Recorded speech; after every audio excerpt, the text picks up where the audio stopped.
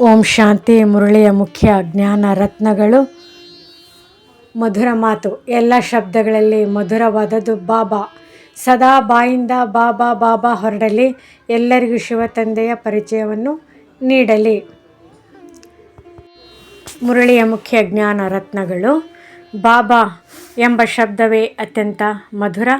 ಬಾಯಿಂದ ನಿರಂತರವಾಗಿ ಬರುವಂತೆ ಮಾಡಿರಿ. ಆತ್ಮನ ಮೂಲ ಸ್ವರೂಪ ಶಾಂತ ಸ್ವರೂಪ. ನಿಜವಾದ ಮನೆ ಶಾಂತಿಧಾಮ. ನಾವು ಎಲ್ಲರೂ ಸಹೋದರ ಸಹೋದರಿ. ದೇಹಾಧಾರಿತ ಬೇರೆ ಸಂಬಂಧವಿಲ್ಲ. ಸತ್ಯುಗದಲ್ಲಿ ರೋಗ, ಕೋರ್ಟ್, ಪೊಲೀಸ್, ಜೈಲು, ಕಳ್ಳತನ ಯಾವುದೂ ಇರುವುದಿಲ್ಲ. ರಾವಣ ರಾಜ್ಯವೆಂದರೆ ಇಡೀ ಪ್ರಪಂಚದ ದುಃಖಮಯ ಸ್ಥಿತಿ. ಕೇವಲ ಲಂಕೆಯಷ್ಟೇ ಅಲ್ಲ. ಸತ್ಯ ತಂದೆ ಅಂದರೆ ಶಿವ ನಮ್ಮನ್ನು ಪಾವನರನ್ನಾಗಿ ಮಾಡಿ ಸ್ವರ್ಗಕ್ಕೆ ಕರೆದೊಯ್ಯುತ್ತಾರೆ. ಸಂಗಮಯುಗದಲ್ಲಿ ಅಸುರರಿಂದ ದೇವತೆಗಳಾಗುವ ಪರಿವರ್ತನೆ ಸಂಭವಿಸುತ್ತದೆ.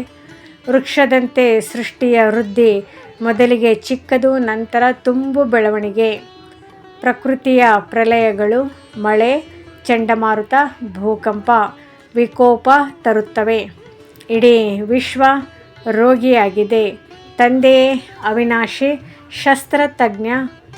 ಎಲ್ಲರಿಗೆ ಆಪರೇಷನ್ ಮಾಡಿ ರೋಗ ಮುಗಿಸುತ್ತಾರೆ. ಸಂಗಮಯುಗದಲ್ಲಿ ಮಾತ್ರ ಭಕ್ತಿಯಿಂದ ಜ್ಞಾನಕ್ಕೆ ಪರಿವರ್ತನೆ. ಶಿವತಂದೆಯು ಪ್ರೇಮಿಯು, ವರನು ಪ್ರಿಯತಮನು, ಆತ್ಮಗಳು ಪ್ರಿಯತಮೆಯರು. ಸತ್ಯ ಕಥೆ, ಅಮರ ಕಥೆ ಹೇಳುವವರು ಅಮರನಾಥ ಶಿವತಂದೆ. ಸತ್ಯುಗದಲ್ಲಿ ದೆಹಲಿಯೇ ಸ್ವರ್ಗ, ಲಕ್ಷ್ಮೀನಾರಾಯಣರ ರಾಜಧಾನಿ.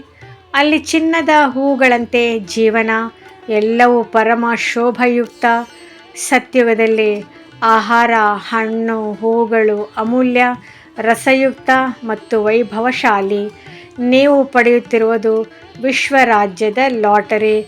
ಇದಕ್ಕಿಂತ ದೊಡ್ಡ ಭಾಗ್ಯ ಇಲ್ಲ. ಜ್ಞಾನ ಗೀತೆಗಳು ಖುಷಿ ನೀಡುತ್ತವೆ. ಮಾಯೆ ಬಿರುಗಾಳಿಯಿಂದ ರಕ್ಷಣೆ. ಕಾಮವೇ ಮಹಾಶತ್ರು. ಅದನ್ನು ಗೆದ್ದರೆ ವಿಶ್ವ ವಿಜಯಿಗಳು ಆಗುತ್ತೀರಿ.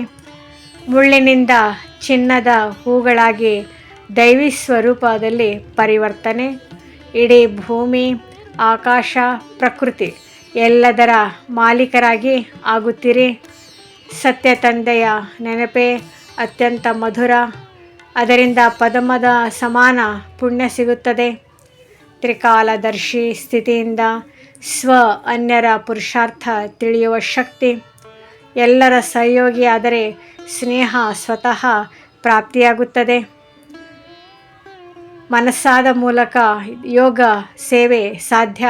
ಮಾತಿನ ಸೇವೆ ಸಾಧ್ಯವಿಲ್ಲದಿದ್ದರೂ. ಸಾರಾಂಶ. ಈ ಮುರಳಿಯ ಸಂದೇಶವೆಂದರೆ ಸದಾ ಬಾಬಾ ನೆನಪು ಮಾಡಿರಿ.